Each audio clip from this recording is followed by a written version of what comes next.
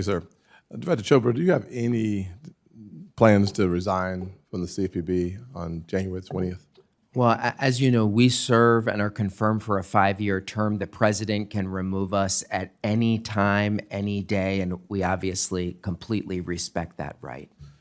In November, the American people voted for a new direction for our country and our economy. The election was a clear mandate rejecting the policies of the Biden administration and calling for a new approach under President Trump. And one of the reasons why I think that is true is if you look at your opening statement that there's $1.3 trillion of credit on credit cards around the country, 83 million households who've lost, on average, a little bit over $1,075 of spending power under the Biden economy. It's $83 billion of spending power lost every month by an average American family, leading to the largest credit card balance in the history of our nation. That is why when I sent a letter on November the 17th demanding that the CFPB cease all rulemaking activity, the prudential regulators agreed, but you have pressed forward with a final rule and 2 new proposals since receiving that letter. Can you explain why you were ignoring both my request and the clear mandate of the American people? Well, I don't think it makes sense for the CFPB to be a dead fish. People between Election Day and Inauguration Day are still getting scammed.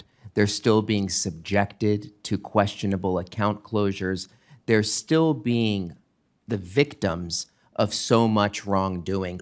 Some of the things that we have proposed recently, including this week, initiating a rulemaking process to help survivors of domestic violence and elder abuse, is an area where we receive bipartisan letters from Congress even urging us to take action. That process will play through, and I hope you can see that consumer protection is really not something that should be something we fight about, but something that we guard against together to make sure that people can have a fair marketplace.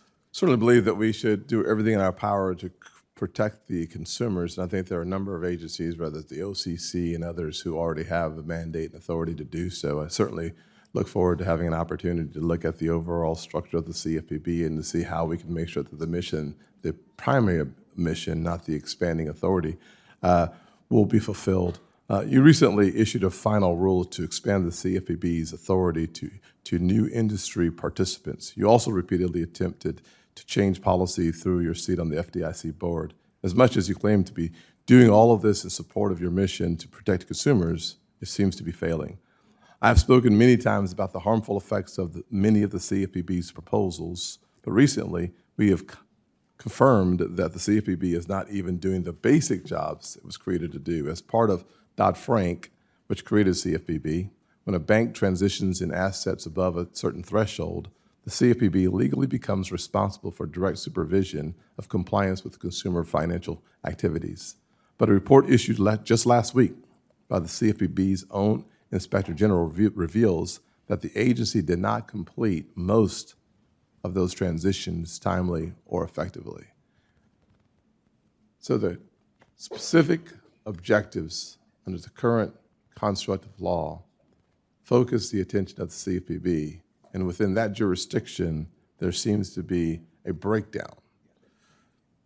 A very basic question arises from this report. How can the CFPB continue to claim that it needs more jurisdiction if it's failing to do its current job?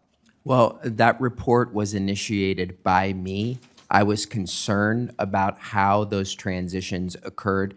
Let me share with you that we've shifted our supervision away from many of the banks and toward the biggest non-banks who touch almost every wallet in our country. The rule that we put in place does not expand our jurisdiction. We already have enforcement powers, but when it comes to some of these big tech companies and giants who have more power over our digital wallets, we want to make sure that they're following the same laws that apply to small banks and level the playing field. That is exactly what Congress wanted. And if you're suggesting that we should put more of our resources against smaller banks, I would just forcefully disagree with that. Well, obviously, you didn't mishear what I said, certainly not making that kind of a statement or suggestion, but it is without question that the CFPB's authority continues to expand under your jurisdiction.